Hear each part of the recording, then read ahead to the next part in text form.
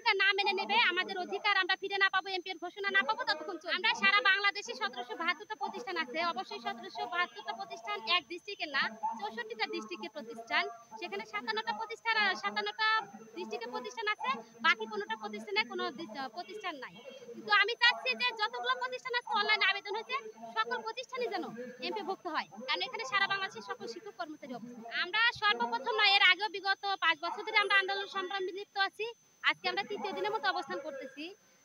আজকে শুক্রবার, যার কারণে এই অবস্থা, কিন্তু আমাদের শিক্ষক কর্মচারীরা মাঠ ছাড়ে নেই, রোদে পুড়ে বৃষ্টিতে ভিজে এখন অব্দি মাঠে আসছে। আমাদের 21 তারিখ থেকে এই প্রোগ্রাম চলমান এখনো। আসসালামু আলাইকুম, আমি মোসাম্মদ রিমা খাতুন।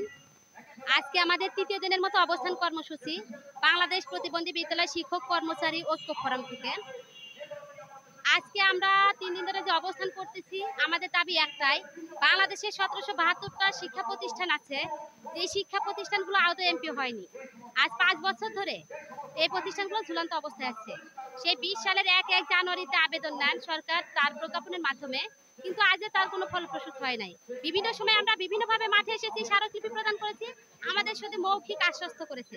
কিন্তু অত্যন্ত দুঃখজনক বিষয় যে বাংলাদেশের 1772টা প্রতিষ্ঠানের মধ্যে এই অনলাইন আবেদনকৃত 1772টা প্রতিষ্ঠানের মধ্যে 14টা প্রতিষ্ঠান এমপি করানো হয়ে গেছে। কিন্তু আমি জানি না যে কোন বৈষম্যতার কারণে ওই 14টা প্রতিষ্ঠান এমপি হলো এবং বাকি প্রতিষ্ঠানগুলো এমপি হলো না।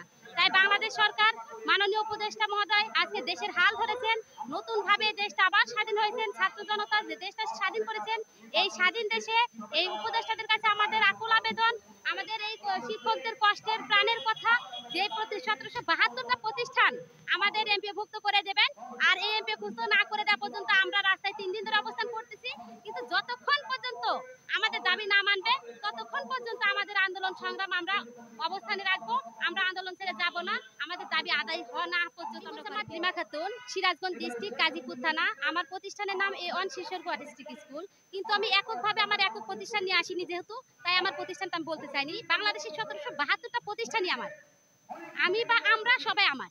তাই আমি চাচ্ছি বাংলাদেশের 1772টা প্রতিষ্ঠান অনতি বিলম্বে আমাদের মাননীয় উপদেষ্টা মহোদয় যেন ঘোষণা দেন, তার মানবিকতার দিক থেকে ঘোষণা দেন আমাদের